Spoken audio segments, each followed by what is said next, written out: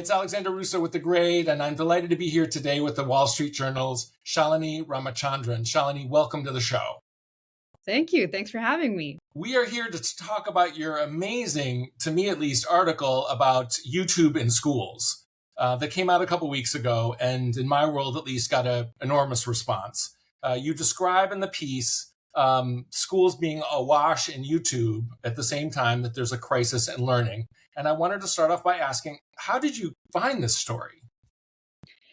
I think it started with actually my son who goes to public school and, came home telling me about some ads that he was seeing. And I was like, that's interesting. You don't really watch YouTube at home. Yeah. And, I'm curious why you know about these things. And then I started to just kind of talk to more parents and I'll see some of the documents that came out in the social media litigation. And it really started as I talked to more and more parents and just found these staggering numbers of videos that their children were consuming at school on their school devices during school hours. I was going to ask where the numbers came from. Is this predominantly from the litigation, or did you dig up some new numbers of your own? I dug up new numbers of my own, and it's mostly from parents who are enterprising. And it's kind of, for many of these parents, it started as kind of a mystery. Like, my kid has always done great at school. Why are his grades or her grades suddenly falling?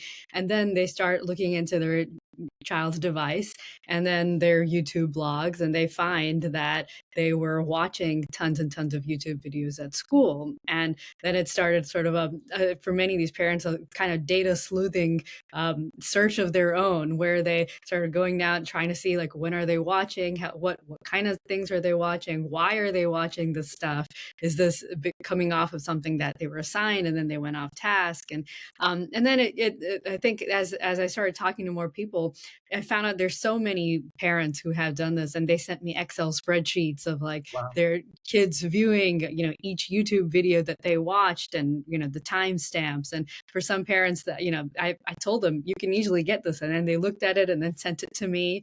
And it was looking at all of that in totality. What's the are they pitching this story to you and it's resonating with you? What's the protocol for this kind of thing? Did this story, is there a group out advocating for this that I happen to know about?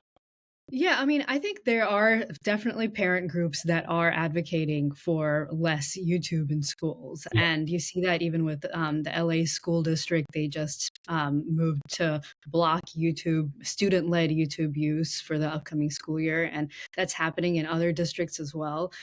So there are parent groups that are kind of organizing, and some that are, and it seems to be sort of grassroots efforts. Like, there's one in Oregon and one in Los Angeles, one in Maryland. And I talked to a number of them, and it's not like there's some big money or big sort of impetus behind them, other than just parents who are really concerned about their children. And I, how the story came to me, it's not like advocacy groups were reaching out to me or something. I just kind of started talking to parents, and kind of got led to different parents and different who had connections with various groups. And then sometimes it was just parents who knew a lot of other parents in their school district. Right. So, what was the response in the newsroom, your editor, your colleagues, when you said, I'm doing this story? I'm always curious about how stories are initially received before they go to print.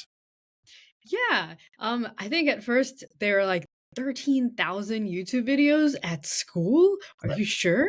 Is that sure it wasn't like on their phone, or like when they're, it was kind of that the numbers were sort of like huge. And then we're just trying to make sure, like, how is this possible? Is this like, how did this work? And and then we found, well, this could just be like shorts, and the way that children just kind of like that through those things. It is possible. It's completely possible that this kind of thing happens. And then I think a lot of my colleagues were like, yes, my kid does this too. And, yes, I've been wanting to hear more. And I thought it was just my kid, or I thought it was just, and I think like that I started hearing a lot of that. And then as we kind of looked at more of the documents too, that we saw that were from like internal Google documents. It kind of painted a picture of how Google viewed the classroom as a real way to I guess proliferate its products, Right. and YouTube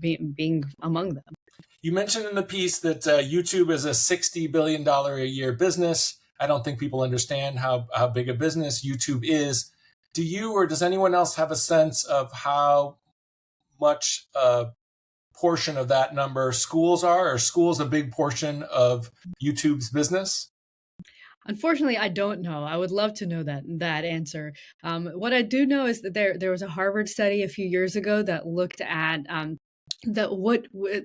different tech companies and how they make money off of children. And YouTube did in their study take the biggest portion of ad revenue for children for young children. I think it was 12 and under. Right.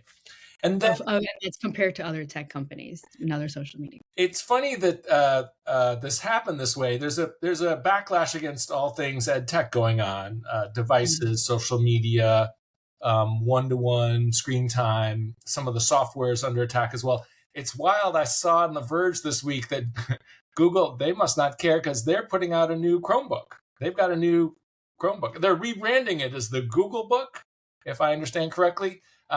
But they don't seem worried or dissuaded of the importance or value of what they're doing, at least in terms of putting YouTube-enabled devices out into schools and kids' hands. Does that You surprise know, you? Yeah, no, it doesn't surprise me because it's really interesting in talking to a lot of people because they are sort of the techno optimists sort of group. And, these are the folks who believe tech has the ability to change lives and do good. And some of the people even inside Google who were involved with the Chromebook push felt like this was going to be like life changing for children of low income children who like didn't have access. There was a lot of talk about 15 years ago about bridging the digital divide and the homework gap, and like how there was some children who didn't have devices at home or internet connections, and this low cost Chromebook was like a sort of a gift, in some ways that was how Google employees viewed it, and they viewed it as an altruistic, like wonderful thing that they were getting into classrooms. And indeed some people I talked to said, well, we even saw some really cool things. We saw parents or teachers being able to give a certain tailored lesson to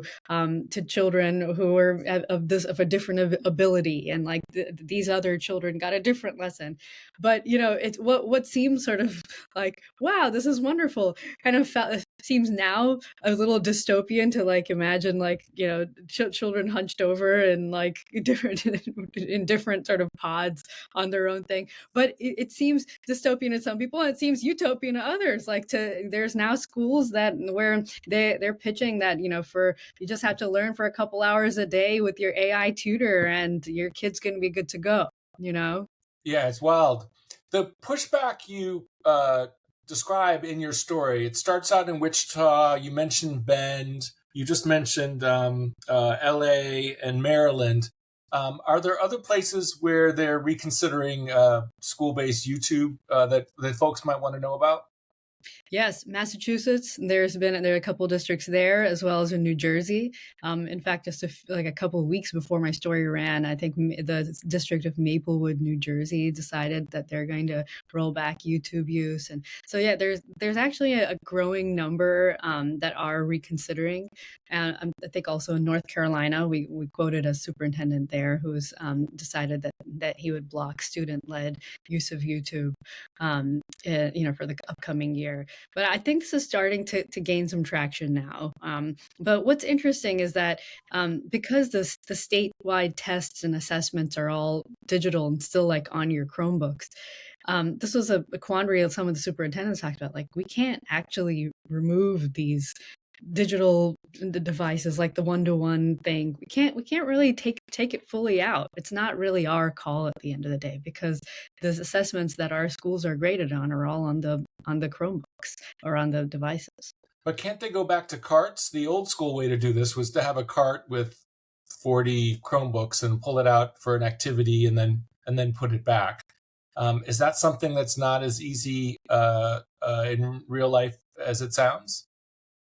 I think it's not as easy in real life because they've integrated, and all these curricula are so digital heavy now. Since the pandemic, it's really so much, even from like kindergarten in some school districts. There's a lot of the math games and this and that's sort of integrated in. But there are like in that North Carolina district I mentioned, that superintendent is rolling back these putting the Chromebooks back in the cart. So it's not like it's impossible. It's possible, but in his view, it's important that they do that, and so the teachers are revamping the curricula, and so in some cases bringing back cursive and handwriting, Right. and so it's kind of an interesting shift going on. Tech providers, manufacturers often talk about user controls, parent controls, school-based controls as a way to address issues. It always reminds me of companies in other industries talking about things like recycling, in the sense that they're putting the responsibility back on the end user, not taking responsibility for the quality of the content or the devices that they're producing. Does a school blocking kid-based YouTube use, does that actually work? Funny thing is, I've talked to so many districts, and they said we tried to block YouTube Shorts, or we tried to block YouTube student led you, and they're getting around it in the X, Y, and Z way. And like one way was they were sharing links in Google Docs or Google Slides, and that was the sort of backdoor way in. In some cases, it was as easy as just logging out of your school account and then accessing it free without going through your login, and then you could just see whatever you wanted. So there, and then there's the internet is huge, right? So they're able to find other ways, and I think what they found is it's hard to actually fully, even if they say we are blocking it, the actuality is it is really hard to block students from being able to access YouTube. Right. And what's interesting is you're right. Like I was actually interested, and I was wondering, what is the use case? Like, why would a school district in the first place leave open YouTube for students to browse? Like, what is the educational value there? Because we can understand, like, I mean, what Google's point of view was like, well, we have all the tools to, like, for teachers to just assign videos if they want without the ads and recommendations. Like, we're not telling people to do this. But what was interesting is that some teachers were saying, well, look, when they're in kind of higher grades and we want them to do a research project or something, YouTube does have a lot of like historical content, and like an old speech that they might want to go and see, and so there's like some learning value. There's some value there, but it's not like a walled garden of educational content, like maybe you might think of Britannica. Like it's not that. So you can't offer that access without offering everything else, because the kind of tools to restrict content are really limited. And that was one of the things that was interesting to me in the document. Google employees internally had raised red flags for years that their manage restricted mode, which is kind of like the police mode that schools can have to restrict content, it has been undermanned and under resourced for years. And like there's one document we quoted where they were well aware that it's trivially easy for students to get around Right. those modes. I saw that line. That was amazing. How big a lift was this story? You're an investigative reporter. You've done lots of investigations before. How big a lift was this story compared to others you've done? It actually wasn't as big a lift as some others, just because there are so many parents who are experiencing this right now, and they are really upset and want to and we're very open to sharing their child's YouTube data in hopes that it could sort of spur change and a conversation about this kind of unrestricted device use in schools. You had some parent journalists, cub reporter parents. Right. Well, Did I mean, the parents have done their parents who've done their own like data science on their kids thing. They've rigged up programs. One dad rigged up a program to like say stop on his kid's device when she started going off task. I mean, parents are trying everything. right? Did YouTube or Google writ large try to did they try to hide? Are they able to hide or argue that there's proprietary information in terms of understanding what could a school or could a district or a state do the kind of analysis that you did, or that one superintendent you mentioned talked about 31 days of lost instructional time? Is that publicly available information, or was it only because of the lawsuit that information was available?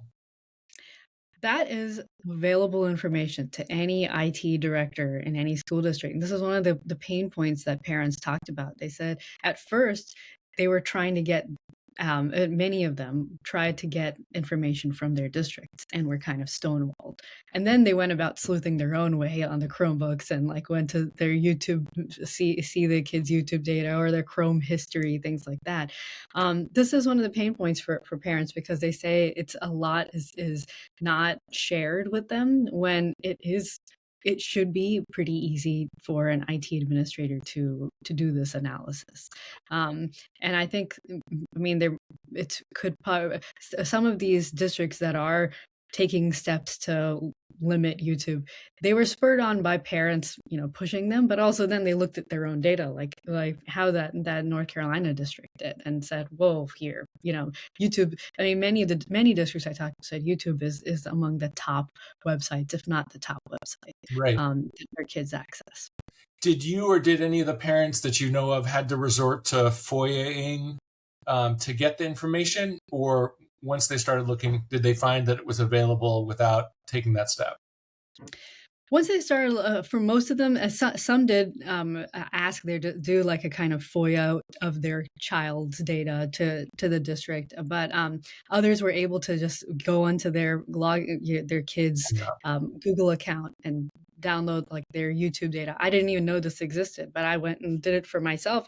You could see what I watched and when I watched it, and you could look at it for the last few years. But it's not easy to pull into a spreadsheet. It's like the parents have to do some work to be able to like find what it is and what their kids watched, but then there's some parents that are more savvy than others in sort of the data manipulation, who are able to kind of like put it all in a spreadsheet and really analyze it versus their kids' class times. Yeah.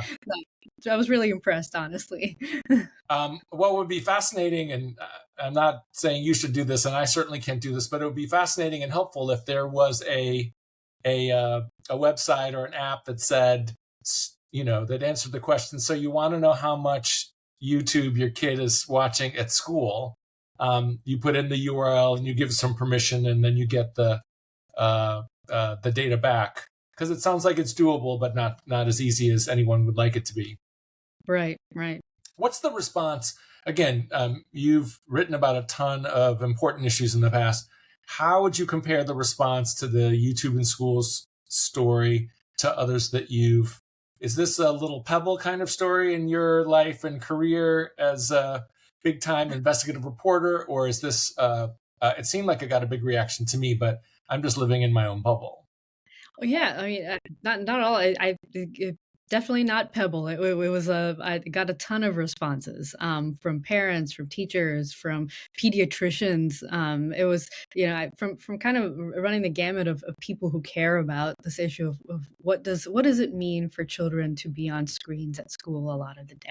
Yeah. And I got a whole lot of response. I mean, the types of people what was interesting is the kinds of people who are talking about this issue. It's also it is a sort of bipartisan issue. I see people who are very much involved in sort of like both sides of the aisle, tweeting about this and talking about it. And I think it's because, and one thing, I even saw some people who are like tech executives talking about their own limits on their children's screen time and social media time, which I know sometimes gets some parents who are not tech executives upset because It's only been a few weeks, but have there been any official responses, actions taken, resolutions passed, that kind of thing, or is it still too early for that? It might be a little too early for those kind of resolutions passed type of thing, but I have heard just kind of anecdotally from parents around the country that the story has made its way into the discussions at like boards of education and at school board meetings, and people are Right. bringing it up. And there have been a couple additional YouTube rollbacks in school districts that I've heard of in the last few weeks. What do you make of the argument that I see on social media that the ed tech backlash writ large, including the concerns about YouTube in schools, is really a upper middle class white parent kind of thing, and is not really a concern broadly, or maybe even diminishes the needs and preferences of people who didn't go to fancy colleges and live in fancy houses? Yeah, it's a really, really interesting question. And it's something that I was talking to an LA school board member about this because I was curious, these devices held a lot of promise for bridging the digital divide and all of that. So what have you seen? And his response was that, in fact, the children that we're seeing, who are kind of using the school device to do a lot of things they shouldn't, like, be on YouTube a whole lot of hours in the evenings. They are, lower income family children. And so they're the children whose parents are working late, and now they have this device and they're able to kind of do what they want with it, even if their parents didn't buy them a phone or whatever else. And um, so it's, and his view is it's possible it's exacerbating class differences in education because, now there's research showing that learning sort of analog is superior to learning via screen in various aspects of life, reading and all of those things. And that's actually something that I think school districts as a whole have not reckoned with. This, and it's kind of what's there in the neuroscience literature now that the neuroscientists we've talked to for the story. But there's even studies showing that when you're taking a test on a screen, children do worse than if they took it on pen and paper. So there's some school board members who feel that it might be exacerbating class differences as opposed to bringing those closer together. But I do hear the point, and I think that it's valid that like the people who have the time and ability to like be mad about it are probably upper middle class people, as opposed to, people who are sort of living paycheck to paycheck or like doing, not in this position where they have the mental space and ability to worry about this. But it sounds, if I hear you right, it doesn't. It sounds like that doesn't disqualify the issue or the concern. Yeah, I think so. I mean, that's kind of the sense that I get from talking to school board members, but I think probably more research needs to be done on that. A lot of the people who watch and listen to The Grade are education journalists. Are there any insights or advice that you'd give to an education reporter or editor to do or not do a version of this story locally or from an education perspective? I think what's really interesting is there is a whole sort of world of people who really believe in tech in schools. And I think it's important to understand and like follow the science, follow the learning science, and sort of test a lot of these new things that are coming about.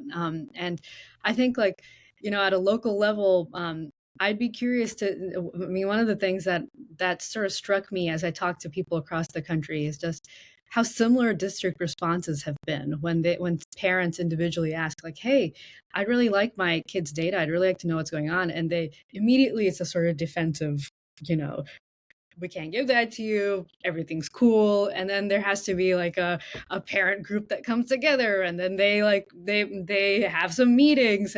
But it's like the school districts seem to kind of, in by and large, have kind of bought in to ed tech as helpful to learning. And I think that I have just been interested in, why not give out the data? Why not like be open with like how that North Carolina district did? I mean, what's there to lose for them? Because if really all we want is the kids to learn well and, you know, American test scores to go back up again, it feels like, I'm curious why local school districts, haven't sort of taken that up, and that's something on a local level I think would sort of be worthy of investigating.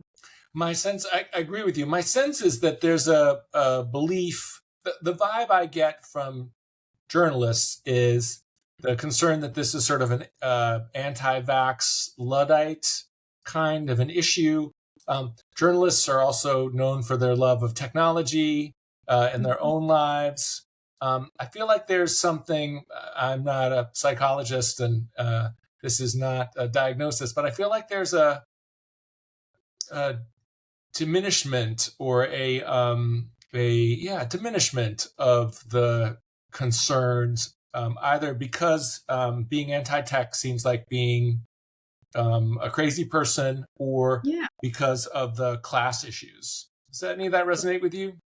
Yeah, totally. And also, I mean, it's even something I've thought about as I worked on it. You know, I do go to YouTube to, how to, plant a vegetable garden. I did it a few, like, how to do this, how to do that. Like a lot of people go to YouTube for learning. And, the there is value. I mean, journalists use this kind of technology all the time, and there's obviously value to all of the stuff that we use. And I think that, what kind of, crystallized the kind of where the conversation needs to be for me was in actually talking to a lot of the scientists, which is, how does this affect the developing child's brain? Because we're all as adults using some of this stuff after having developed our critical thinking skills. I learned cursive, I wrote longhand, I wrote the essays, I did all the stuff, and that's where I am at. And now I'm using these tools, and it's different when you're a child and it's a 5-year-old child's brain and what's happening there. And that was an interesting perspective for me as I sort of thought about, what's important here, why we're doing this story. People may not realize it, but there is a whole brain section in the middle of embedded in the story that gets at some of these developmental cognition issues, which I thought was as fascinating as the backlash part of the story. Yeah, I mean, this was important to me because I was curious. I heard a lot, that teachers were putting YouTube videos on for like a science experiment, or to explain a mathematical concept, or to, show a book reading to children. And I thought, initially I was like, okay, I mean, I'm curious. What is the difference in learning between watching it on a screen versus somebody doing it in person? And is there a difference? Because clearly the teachers found value in that. And that's where, I was really interested to see these studies that literally simulated that. Where a person's reading a book to a child, and they're doing, and of course all this is correlation, not causation. I have to say that. I mean, because all these brain imaging studies are like that. They show where the brain lights up at a certain point, and they can't easily say it's caused by X. But these studies kind of showed, like, in person when the child's being read to versus when they're watching a story on a screen, and just how many important regions of the brain that for cognition, for language development, were less active during the screen-based media. I thought that was really interesting.